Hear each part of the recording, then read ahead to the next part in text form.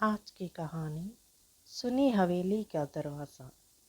उत्तर भारत के एक पुराने गांव के किनारे एक विशाल और जरजार हवेली खड़ी थी। लोग उसे सुनी हवेली कहते थे। दिन में भी कोई उसके पास नहीं जाता था और रात को तो उसका नाम लेने से भी डरते थे। कहते हैं कि जो भी उस हवेली के अंदर गया वो कभी वापस नहीं आया। शहर से आया एक युवक आदित्य, वो एक लेखक था और डरावनी कहानियाँ लिखता था। उसे असली डर महसूस करना था। अगर मैं इस हवेली का सच जान लूँ तो मेरी जिंदगी की सबसे बड़ी कहानी बनेगी, उसने सोचा। गांव वालों ने उसे रोका, बेटा उस हवेली में मत जाना।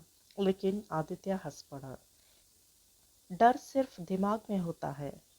आदित्य शर्म को अपना सामान लेकर हवेली में पहुंच गया। दरवाज़ा आधा टूटा हुआ था, जैसे किसी ने अंदर आने का इंतज़ार किया हो। अंदर घुसते ही ठंडी हवा का झोंका आया और दरवाज़ा अपने आप बंद हो गया। हवेली के अंदर धूल जमी हुई थी, लेकिन कुछ जगह साफ थी, जैसे कोई अभी भी वहाँ रहता हो। आदित्य ने कैमरा ऑन किया।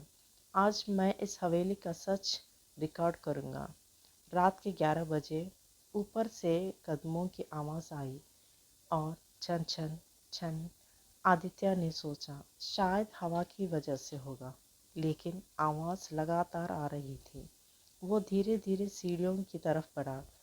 हर कदम पर ऐसा लग रहा था जैसे कोई उसे देख रहा हो। ऊपर पहुंचते ही उसने एक दरवाज़ा देखा जो धीरे धीरे अपने आप खुल रहा था। अंदर एक पुराना कमरा था और बीच में एक कुर्सी जिस पर कोई बैठा था। एक औरत सफ़ेद कपड़े में, पीठ उसकी तरफ थी।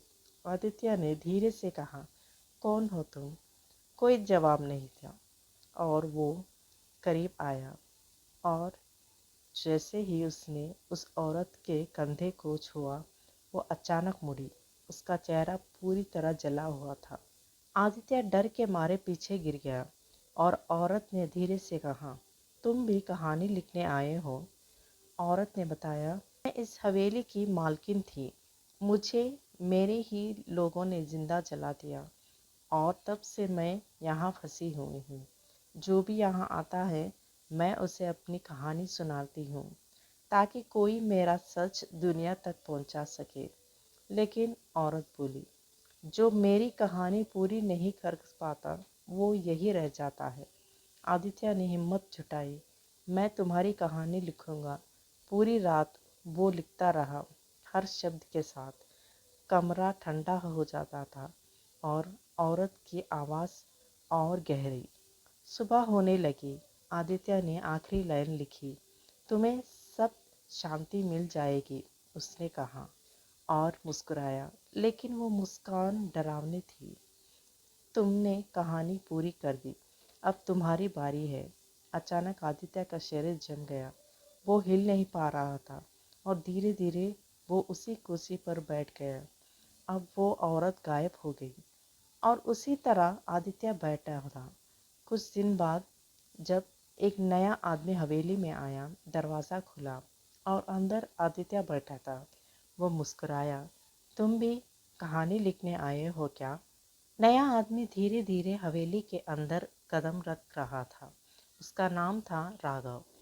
वो एक इतिहासकार था और पुरानी जगहों के रहस्यों को सुलझाना उसका जुनून था। जैसे ही वो अंदर आया, दरवाज़ा अपने आप बंद हो गया। राघव ने पीछे मुड़कर देखा। हम दिलचस्प, उसने धीरे से कहा। उसे डर नहीं था अभी तक। ऊपर वाले कमरे में वही कुर्सी और उस पर बैठा था आदित्य। अब उसका चेहरा भावहीन था, आंखें काली। तुम भी सच जानने आए हो क्या? आदित्य ने धीमी आवाज में कहा। राघव चौंक गया। तुम कौन हो? मैं एक अधूरी कहानी हूँ। राघव ने पूरे कमरे को देखा। दीवारें पर अजीब निशाने थे और सैकड़ों में कागज चिपके हुए थे। हर कागज पर एक कहानी लिखी थी, लेकिन हर कहानी अधूरी थी। ये सब क्या है? राघव ने पूछा। आदित्य ने बोला, जो भी यहाँ आता है अपनी कहानी लिखता है, लेकिन कोई भी उसे पूरा नहीं कर पाता, क्योंकि हवेली खुद कहानी बदल देती है। अचानक कमरे का दरवाज़ा बंद हो गया, ठंडी हवा चलने लगी और वही औरत फिर से दिखाई दी। इस बार वो पहले से भी ज़्यादा खौफनाक थी। एक और लेखक, उसने मुस्कुराते हुए कहा, इस बार देखते हैं तुम कितना सच लिख पाओगे। राघव समझ गया, ये हवेली लोगों को डर और यादों से खेलती है। अगर मुझे बचना है तो मुझे इसका असली इतिहास जानना होगा। राघव को एक पुरानी डायरी मिली। उसमें लिखा था, ये हवेली सिर्फ एक घर नहीं, ये उन लोगों की आत्माओं का जाल है जिन्हें धोखा दिया गया। डायरी के आखिरी पेज पर लिखा था, मालकिन अकेली नहीं है इस हवेली में, और भी है। अचानक कमरे की लाइट बुझ गई। चारों तरफ से फुसफुसाहट आने लगी। हम भी हैं, हमें भी सुनो। राघव के चारों तरफ साए बनने लगे थे। हर साया एक इंसान था जिसकी कहानी अधूरी रह गई थी। कोई रो रहा था, कोई गुस्से में है और कोई मदद मांग रहा था। मैं तुम सबकी कहानी पूरी करूंगा, राघव चिल्लाया। अचानक सब शांत हो गए। मालकिन ने कहा, अगर तुमने एक भी कहानी गलत लिखी तो तुम हमेशा के लिए यहाँ फंस जाओगे। राघव को सिर्फ एक रात ही दी गई थी, सैकड़ों कहानियाँ एक रात में। वो लिखते लिखते थक जाएगा। वो लिखने लगा।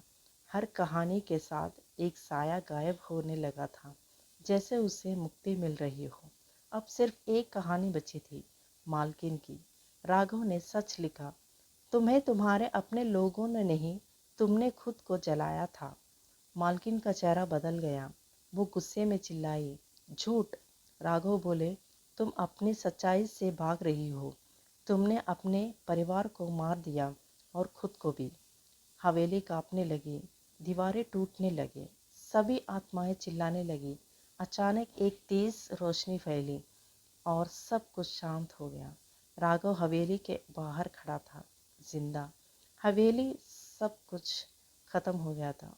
हवेली अब खंडहर बन चुकी थी, लेकिन उसके हाथ में वही डायरी थी और आखिरी पेज पर लिखा हुआ था, अब कहानी तुम्हारी है। उस रात राघव ने आईने में देखा और उसके पीछे वही महिला खड़ी थी। ये कहानी यहाँ ख़त्म नहीं होती।